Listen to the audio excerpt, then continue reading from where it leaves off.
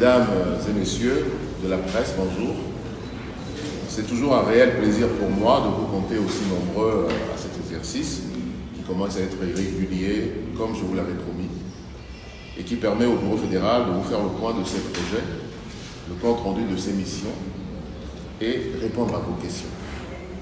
L'objectif étant toujours de vous donner les meilleures informations à l'usage de vos publics et de tous les amoureux du basket centrafricain. Mesdames et messieurs, le point de presse de ce jour va être spécifiquement consacré à la participation de notre équipe nationale à la première fenêtre qualificative des éliminatoires de la Coupe du Monde de basketball 2023 qui s'est déroulée à Benguela en Angola du 26 au 28 novembre 2021. Mes propos liminaires vont donc tourner autour de deux points essentiels. Premier point, l'analyse des causes de notre échec cinglant à Benguela. Le deuxième point, les perspectives d'avenir. L'analyse des causes de notre échec à Benguela. Mesdames et messieurs, pour ne pas nous perdre en conjecture, allons droit au but pour constater que si notre participation à l'Afro-Basket de Kigali en août 2021 n'était déjà pas fameuse avec une victoire sur 3 matchs, notre participation à cette première fenêtre qualificative a été tout simplement calamiteuse avec 0 victoire sur 3 matchs.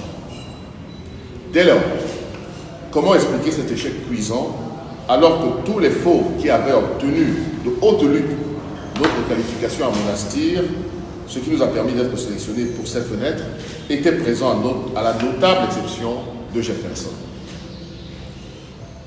Comme vous le savez, pour éviter des tensions inutiles lors de cette sortie, moi-même et le directeur technique national adjoint en fonction de la fédération, M. Maurice Beina, avions choisi de ne pas faire le déplacement de Benguela.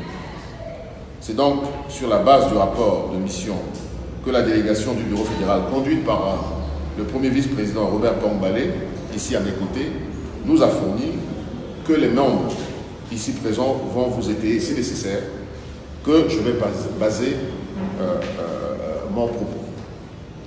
Ainsi, sans l'ombre d'un doute, je peux dire que même si les multiples causes secondaires peuvent expliquer cet échec lamentable, la raison fondamentale de cette bérésina est à rechercher du côté des ingérences intempestives et inamicales de son Excellence, Monsieur le ministre des Sports, dans la gestion des activités de la Fédération de basket en général et de cette sortie en particulier.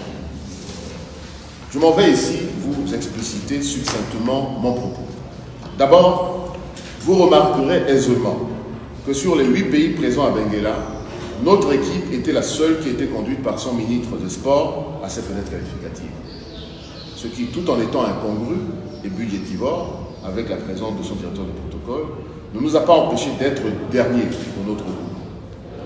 Ensuite, obnubilé par l'idée que la qualité de sa bonne gestion allait se mesurer à l'aune de la somme qu'il allait ramener au trésor public, le ministre a multiplié des décisions contre-productives aux conséquences dévastatrices, dont voici quelques exemples non exhaustifs. Premièrement, tentative de diminution unilatérale de moitié de la prime de sélection des joueurs qui avait été fixée depuis 2009 à 1 500 €. Et cela à 1 heure de notre match capital contre la Guinée. Cela a entraîné une grève des joueurs, non pas pour l'argent, mais pour le manque de respect de la parole donnée et du budget validé par le gouvernement. On connaît la suite. Le match contre la Guinée que nous avions battu à Kigali a été perdu par les fauves qui, perturbés par la décision inique du ministre, sont arrivés au stade en retard sur le programme. Deuxièmement, refus de payer des produits pharmaceutiques pour les soins des joueurs au prétexte que ces produits étaient trop chers à Benguela alors qu'une ligne budgétaire conséquente était prévue pour cela dans le budget. C'est ainsi que certains joueurs blessés n'ont pas pu convenablement être pris en charge, comme Alan Dokoussi, un de nos meilleurs éléments, qui, blessé, n'a pas pu jouer le dernier match. Troisièmement, achat de maillots bon marché, inappropriés et non réglementaires, qu'il a fallu rafistoler avec des scotch pour permettre aux joueurs d'évoluer en évitant les amendes de la FIBA.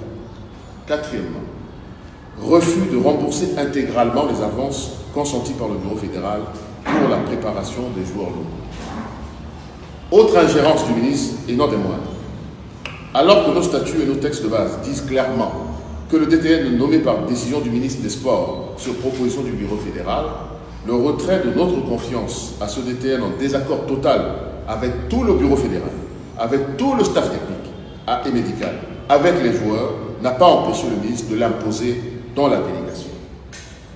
Les conséquences de la présence de M. Pewa Pelema, DTN limogé, ont été très néfastes.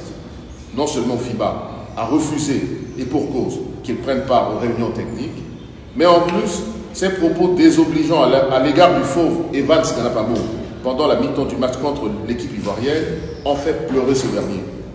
N'eût été le soutien de son capitaine. Ce dernier avait refusé de terminer le match. Quand on connaît ce garçon, charmant, qui est si respectueux et bien éduqué, on se demande comment cela est arrivé. À ce niveau, nous voulons élever une protestation vive contre le dernier propos irresponsable de M. Pewa Pelema sur la radio de Kelouka, qui a affirmé, sans en apporter les preuves, que la veille du match, les principaux joueurs avaient passé la nuit avec des femmes dans leur chambre. Le Bureau fédéral est indigné et révolté par ces propos publics qui bafouent la dignité de nos joueurs et leurs familles et salissent l'image de notre équipe nationale. Les joueurs de l'équipe nationale représentent la République centrafricaine et les allégations de M. Pewa jettent l'opprobre sur l'ensemble de ces fauves sans distinction, ternissent leurs images et créent des problèmes dans leurs familles, comme peuvent en témoigner les coups de fil nombreux que nous avons reçus de la part de certains. Nous n'avons pas besoin de cela en ce moment. Si de tels cas sont avérés, ils doivent être vérifiés, les joueurs mis en cause convoqués, et le Bureau fédéral prendra les mesures qui s'imposent dans le respect des textes et non sur la place publique.